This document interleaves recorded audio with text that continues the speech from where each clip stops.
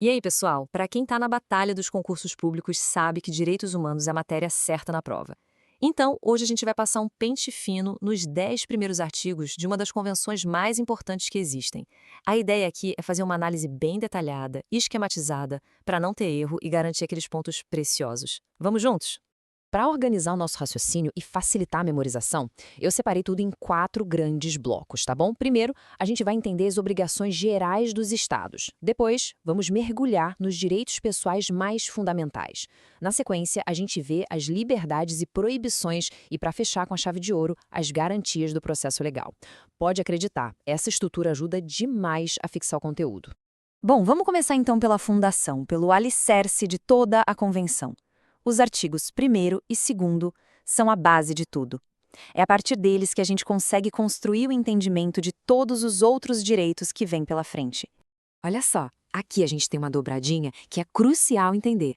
O artigo 1º diz que o Estado tem que respeitar e garantir os direitos. Mas de que adianta uma promessa internacional se ela não vira realidade no dia a dia? É aí que entra o artigo 2º. Ele obriga o Estado a criar leis aqui dentro do país para que esses direitos saiam do papel. Um completa o outro, percebe? É a ponte entre o tratado e a nossa vida. E para quem valem todos esses direitos? A própria Convenção responde lá no parágrafo 2º do artigo 1º. Pode parecer uma definição simples, até óbvia, né? Mas atenção, porque as bancas adoram pegar os candidatos no óbvio. Para esta Convenção, pessoa é todo ser humano. Ponto. Sem exceção, sem asteriscos, é o princípio da universalidade em sua forma mais pura. Muito bem, superada a parte das obrigações do Estado, a gente avança para o nosso segundo bloco. Agora, a gente entra no coração da proteção da pessoa.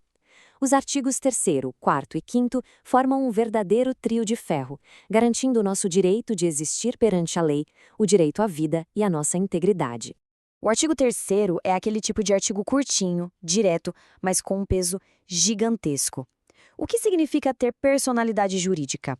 Significa, de forma bem simples, que a gente existe para o direito. É o direito de ter direitos, de poder ter obrigações, de comprar, vender, processar, enfim, de ser alguém perante a lei. Agora, o direito que é a base de todos os outros, o direito à vida. O artigo 4º estabelece que a vida é protegida por lei. E aqui, gente, tem um detalhe que despenca em prova. Então anota aí. A proteção se dá, em geral, desde o momento da concepção. Essa expressão em geral é super importante. E dentro do artigo 4º tem um assunto que é figurinha carimbada em concurso, a pena de morte. Muita atenção aqui. A convenção não chega a proibir totalmente, mas ela coloca tantos limites, tantas restrições, que a torna quase impossível. Essa lista que está na tela tem que saber de cor. Só para crimes gravíssimos, nunca para crime político, e tem toda uma proteção para menores, idosos e gestantes. Ah, e a regra de ouro, se um país aboliu a pena de morte, ele não pode voltar atrás. Jamais. Chegando no artigo 5º, a gente vai ver o direito à integridade pessoal em 3 grandes dimensões. A primeira é o respeito ao nosso corpo, à nossa mente e à nossa moral. A segunda, uma proibição que é absoluta. Ninguém, em hipótese alguma, pode ser submetido à tortura. E a terceira, que é um princípio orientador do sistema penal. A pena tem como objetivo principal a reforma e a readaptação social, não a simples punição. Vamos lá, entrando no nosso terceiro bloco. Agora, o foco é em liberdades essenciais.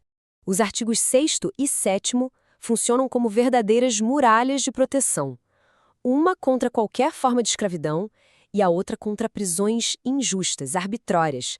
O artigo 6º não deixa espaço para interpretação. Aqui não tem meio termo, pessoal. É uma proibição absoluta e taxativa de qualquer forma de escravidão, servidão ou tráfico de pessoas.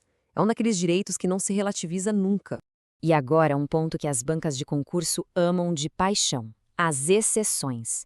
É fundamental saber o que a Convenção não considera trabalho forçado. Então essa lista aqui é para colocar num post-it, revisar sempre.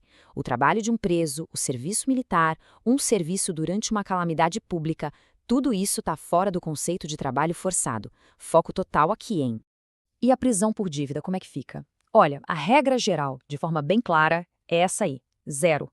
Ninguém pode ser detido por dívida. Mas, como toda boa regra de concurso tem a sua exceção, aqui está ela, a única, famosíssima, o não pagamento de pensão alimentícia.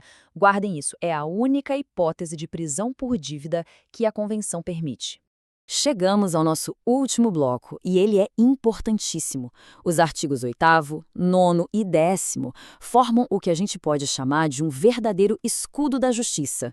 São eles que garantem que todo mundo tenha um julgamento justo, sem arbitrariedades.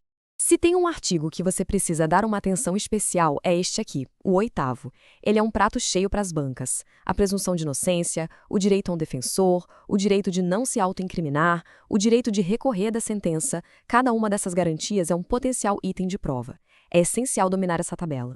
Logo na sequência, o artigo 9º traz 2 princípios do direito penal que são, basilares. O primeiro é o da legalidade. Não existe crime se não houver uma lei dizendo que aquilo é crime. E o segundo é o da retroatividade benéfica. A lei penal nunca pode voltar no tempo para prejudicar alguém, mas ela deve voltar se for para beneficiar, como no caso de uma pena mais leve. E para fechar esse escudo de proteção, vem o artigo 10º. Ele é bem direto. Se o Estado comete um erro judiciário e condena um inocente com uma sentença final, essa pessoa tem o direito de ser indenizada. É o reconhecimento de que o sistema pode falhar e, quando essa falha acontece, ela precisa ser reparada. E com isso, a gente encerra nossa análise detalhada desses 10 primeiros artigos. Fica aqui uma reflexão final de que maneira todas essas garantias que a gente viu, principalmente as processuais, são muito mais do que simples regras técnicas. Elas são, na verdade, o alicerce que sustenta o Estado de Direito.